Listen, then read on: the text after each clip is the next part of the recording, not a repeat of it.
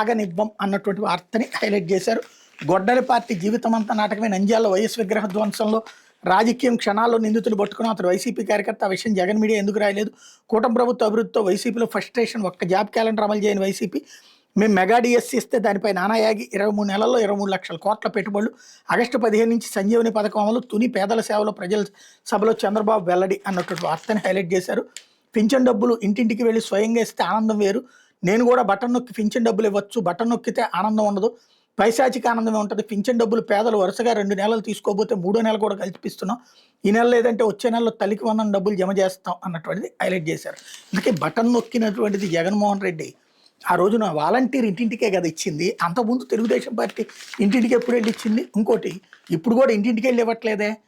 చంద్రబాబు గారు మంత్రి ఒకసారి మాత్రమే ఇంటికి వెళ్ళి వస్తారు. మిగతా వాళ్ళందరూ రోడ్డు మీదనే కదా కూర్చోబెట్టిస్తుంది. ఇదివరకు ఇంటికి వెళ్ళి ఇచ్చేదాన్ని, ఆ సంతృప్తిని పొందారు అప్పుడు.